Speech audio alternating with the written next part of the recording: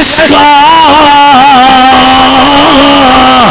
जलीसोहमो कुरान पाक जे प्रोग्राम में अचण वारो माण्हू रंगजी वेंदो, अड़जी वेंदो, रहमत जो हिस्सो खणी वेंदो, बरकत जो हिस्सो खणी वेंदो, डोहण जा डूंगर माफ़ कराए वेंदो, खाली हथ ईंदो, दामन भरे वेंदो, खाली हथ ईंदो, दामन भरे वेंदो। कुरान पाक जे प्रोग्राम में अचण वारो माण्हू महरूम क़त्ल न थींदो, बेनसीब क़त्ल न थींदो, छो त बरकत जो सर चश्मो अल्लाह जो कुरान, रहमत जो सर चश्मो अल्लाह जो कुरान, तो हिदायत जो सर चश्मो अल्लाह जो कुरान। मुझा दोस्तों, ये कुरान पाक का मामूली शय कोने। वइज़ा कुरिअल कुरआन फस्तमिऊ लहू वअनसितू लअल्लकुम तुरहमून।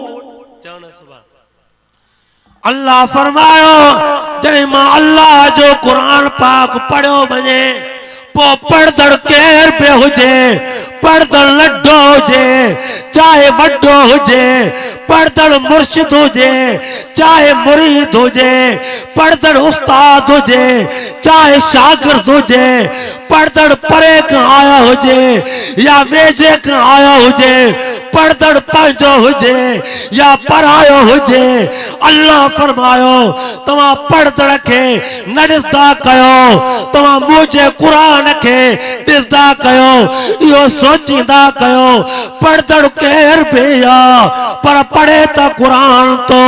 तव्हां असांखे शख्सियत खे न आहे ॾिसणो, अल्लाह जे क़ुरान खे ॾिसणो आहे। थोड़ा दोस्त शख्सियतन जो इंतजार कंदा आहिनि, हे वो कुरान पाक आहे, हे कुरान पाक तो शख्सियतन जा फासला खत्म करे छॾींदो आहे। कुरान पाक जेको भी पढ़े चो ॿुधणो आहे। हे उहो अल्लाह ताला जो कुरान आहे, हे उहो अल्लाह ताला जो पाक कलाम आहे। पूरो तवज्जो कयो, मुर्शिद पढ़े मुरीद के ॿुधणो आहे, पर मुरीद पढ़े मुर्शिद के ॿुधणो आहे। हे उहो अल्लाह जो कलाम आहे। उस्ताद पढ़े शागिर्द के ॿुधणो आहे, पर जेकॾहिं शागिर्द पढ़े उस्ताद के ॿुधणो आहे। हे उहो अल्लाह जो प्यारो पाक मुक़द्दस कलाम आहे। वड्डो पढ़े नंढे के ॿुधणो आहे, पर जेकॾहिं नंढो पढ़े वड्डे के ॿुधणो आहे। हे उहो अल्लाह ताला जो पाक कलाम आहे। हाँ, नबी पढ़े उम्मती के ॿुधणो आहे, पर जेकॾहिं उम्मती पढ़े नबी के ॿुधणो आहे। पूरो तवज्जो करना। हिकु दफ़ो आमिना जो लाल महबूब ज़ुल-जलाल हज़रत मोहम्मद मुस्तफ़ा अहमद मुश्तबा सभी सल्लल्लाहु अलैहि वसल्लम पंहिंजे हिकिड़े सहाबी के फरमाइनि था, सहाबी कुरान पाक पढ़ो, मां मोहम्मद मुस्तफ़ा कुरान पाक ॿुधा, कुरान पाक जी तिलावत कर, मां मोहम्मद मुस्तफ़ा कुरान पाक जी समात कया। सहाबी अर्ज़ कयो, साईं हे कुरान पाक नाज़िल तव्हां ते थियो आहे, मुर्शिद तव्हां आयो, असां तव्हां जा मुरीद आहियूं, उस्ताद तव्हां आयो, असां तव्हां जा शागिर्द आहियूं, नबी तव्हां आयो, असां तव्हां जा उम्मती आहियूं। घुर्जे त ईअं तो, ठहे त ईअं तो, तव्हां अल्लाह जा नबी कुरान पाक पढ़ो, असां तव्हां जा उम्मती कुरान पाक ॿुधूं, तव्हां असां जा मुर्शिद कुरान पाक पढ़ो, असां तव्हां जा मुरीद कुरान पाक ॿुधूं, तव्हां असां जा उस्ताद कुरान पाक पढ़ो, असां तव्हां जा शागिर्द कुरान पाक ॿुधूं। पाण फरमायो, सहाबी अॼु मां मोहम्मद मुस्तफ़ा मुस्तफा जी दिल चाहे थी अज दिल घुरे थी कुरान पाक पढ़ण वारो को बियो हुजे मां मोहम्मद मुस्तफा अदब सां कुरान पाक ॿुधा जीअं दुनिया के पतो पहुची वञे हाओ कुरान जिए तो के पढ़ण सवाब ये तो के ॿुधण भी सवाब जिए तो के स्टेजन ते कुर्सिन ते वेही करे तिलावत करण सवाब ये हेठ तडन ते वेही करे गिलमन ते वेही करे तो के ॿुधण भी सवाब हाउलाए कौमुन ला यशका जलीसोहुम हे हुआ कौम पूरो तवज्जो कयो न सलाह शरीफ पढ़ो बुलंद आवाज़ से डाडा सलाह शरीफ पढ़ो दिल खोले सलाह शरीफ पढ़ो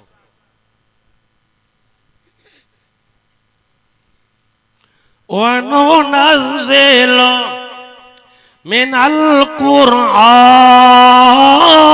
कुरआन मा हुवा शिफाउन व रहमतुल लिल मुमिनीन। अल्लाह फरमायो ही कुरान पाक मोमिनन जे लाइ शिफा भी आ ही कुरान पाक मोमिनन जे लाइ रहमत भी आ चओ सुभान अल्लाह। बीमारी बिन किस्मन जी थींदी आ एक जिस्मानी बीमारी भी रूहानी बीमारी सौलर लज़ल में एक अंदर जी बीमारी भी बाहर जी बीमारी इन बिन्नी बीमारन जो मुकम्मल इलाज इन बिन्नी बीमारन जो मुकम्मल कोरस जेकड़े आहे त अल्लाह जे कुरान में आ वनुनज़्ज़िल मिनल कुरआन मा हुवा शिफाउन व रहमतुल लिल मुमिनीन। कुरान पाक में मज़ो आहे या न वो सुभान अल्लाह चवण तो चवे डाडा सुभान अल्लाह चओ न। दुनिया जा सारा मेठान गड्ढो करे दुनिया जो सारियूं माखियूं मिसरियूं गड्ढो करे लेकिन कुरान जो मेठास अञा वधीक पर शर्त यो आ ईमान में पुख्तगी हुजे। जेको माण्हू चवे तो यार जलसा त थियनि था प्रोग्राम त थियनि था मौलवी हाँ वाइज त करनि था पर मां के रूह नथो थे दिल नथी चवे त मां जलसे में वञा इहो पंहिंजे ईमान जो इलाज कराए इहो ये समझे त मुंहिंजे ईमान में कमजोरी अची चुकी आहे तड़े त मांखे कुरान मां मज़ो नथो अचे। हाँ हाँ जंहिंजे ईमान में पुख्तगी हूंदी उन माण्हू के कुरान में मज़ो ईंदो कुरान में लुत्फ ईंदो। पूरो तवज्जो करना इन कुरान पाक के पढ़ण बरकत इन कुरान पाक के ॿुधण बरकत इन कुरान पाक के समझण बरकत इन कुरान पाक जे मथां अमल करण बरकत। हाँ हाँ इन कुरान पाक जे प्रोग्रामन जे लाइ हिननि जवाननि जी जद्दोजहद करण बरकत पर मां दावा सां चवां थो इन कुरान पाक जी खाली ज़ियारत कर वेठो निमाणी नज़रुनि सां निमाणी निगाहुनि सां इन कुरान पाक जो दीदार कर वेठो इन कुरान पाक ने तक वेठो बावजू थी इन कुरान पाक जो वर्कत लाए वेठो सिट सिट ते आयत आयत आंगुर घुमाए वेठो मथो बरकतन जा मी असली पया। वनुनज़्ज़िल मिनल कुरआन मा हुवा शिफाउ व रहमतुल लिल मुमिनीन। कुरान में मज़ो आहे। हिन कुरान पाक के पढ़ण रहमत, हिन कुरान पाक के ॿुधण रहमत, हिन कुरान पाक के समझण रहमत, हिन कुरान पाक जे मथां अमल करण रहमत। खाली हिन कुरान पाक जी ज़ियारत कर वेठो निमाड़ी नज़रुनि सां, निमाड़ी निगाहुनि सां हिन कुरान पाक ॾे तक वेठो, हिन कुरान पाक जो दीदार कर वेठो बावजू थी हिन कुरान पाक जा वर्क उतलाए वेठो, सिट सिट ते आयत आयत ते आंगुर घुमाए वेठो, मथो रामतन जा पूरो तवज्जो कर।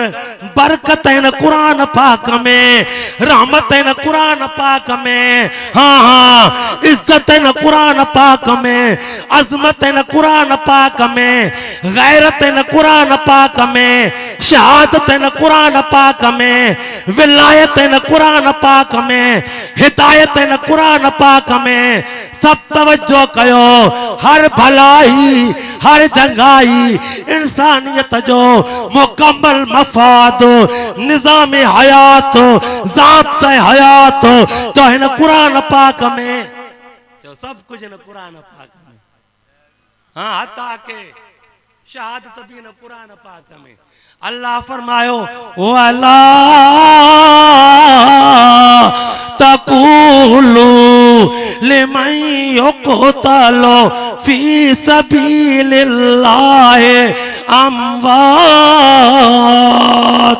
अल्लाह फरमायो जेके भी मानू माजे रस्ते में पांजी जान कुर्बान करे विया, पांजो माल कुर्बान करे विया, पांजो वतन कुर्बान करे विया, पांजा बच्चा कुर्बान करे विया।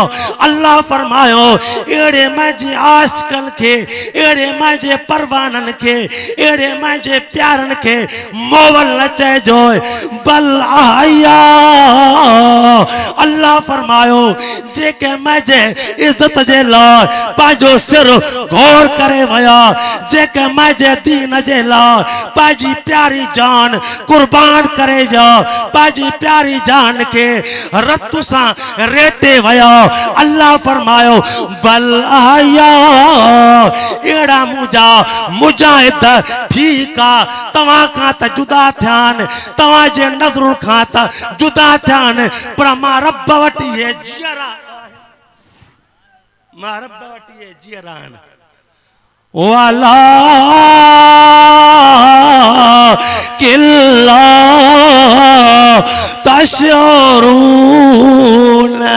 अल्लाह फरमायो लेकिन शहीदन जी जिंदगी उच्चे किस्म जी आ, शहीदन जी जिंदगी आला किस्म जी आ, शहीदन जी जिंदगी बालाई आ, शहीदन जी जिंदगी मथाई आ, शहीदन जी जिंदगी एडी मथाई आ, एडी मथे आ, एडी मथे आ, एडी मथे आ जो शहीदन जे जिंदगी के तवां समझी नथा सघो।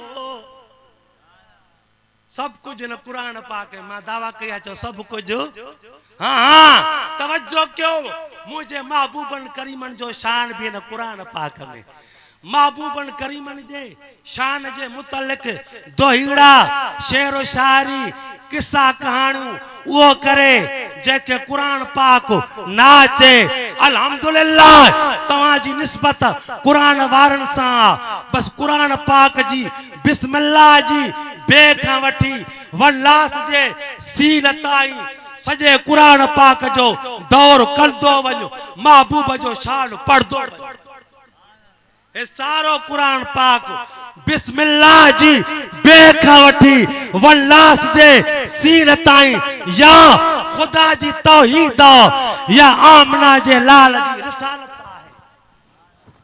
हाँ हाँ हे सारो कुरान पाक इन कुरान पाक जे सिपारे सिपारे में हाँ हाँ आयतुन में या खुदा जो शान या महबूब जो शान बस एकड़ी आयत पढ़ा तो महबूब जे शान में सिंगल मिली वयो आए वकीले